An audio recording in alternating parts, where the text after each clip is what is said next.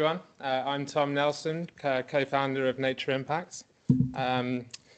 We founded in September 23, I'm here today to talk to you about how we're thinking beyond the mandatory biodiversity net gain requirements as off-site providers. So imagine a landscape 30 years from now. Wildflower meadows have recovered, bird and insect populations are coming back, and this is what gets us out of bed in the morning. This is a visualization of our habitat bank near Wadhurst. It's our Wealden project, and we've started work on there already, and we're selling units on here. Let's get forwards. So biodiversity net gain, I really do believe it is transforming how developers are approaching development now.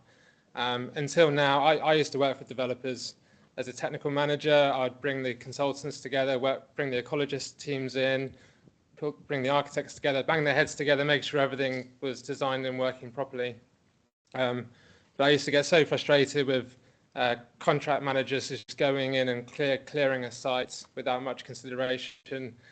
Trees being cut down on a Sunday morning when local authorities weren't in the office. And now biodiversity net gain really helps to put a stop to that, in theory, and I think it mostly is. So finally, nature has a value, a monetary value, which developers have to put into their financial stack, and literally design their whole sites around it. Measurements are improvements are measured, both in terms of baseline and what we're trying to create. And there's a long-term management obligation. The quality of the long-term management on-site and often on-site will be varied, but we're trying to lead the way in terms of how we do high integrity, like permanent restoration. So we've got 5 projects at the moment. The ones in green are the projects that we own, the farms that we've bought.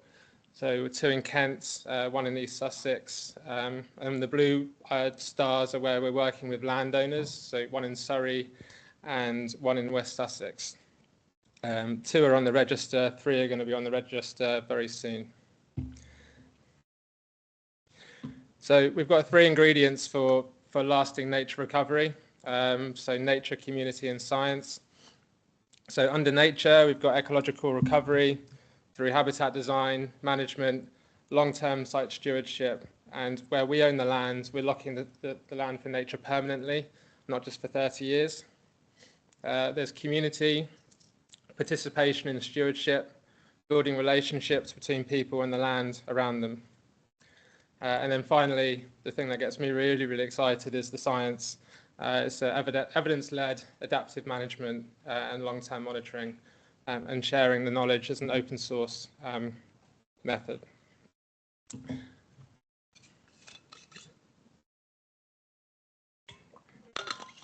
Dry mouth. So on the nature side, we're taking a nature-first approach to our designs. Because we own the farms, or when we own the farms, we don't have to go and seek permission from the landowner to build a leaky woody dam, wet a field, plant an orchard, etc.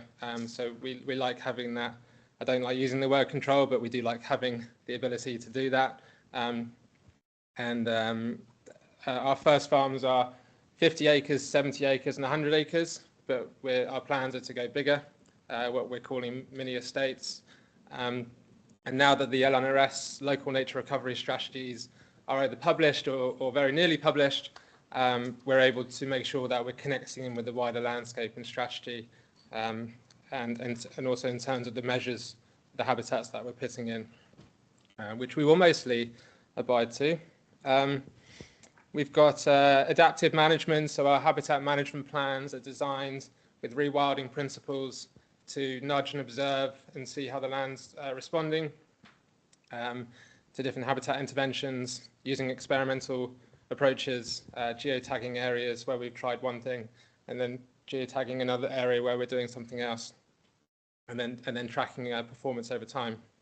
And then the last piece is permanence, which I've mentioned, where we own the land, we're locking it permanently. We have a sister organisation, which is a community benefit society, being led by a chap called Bruce Davis.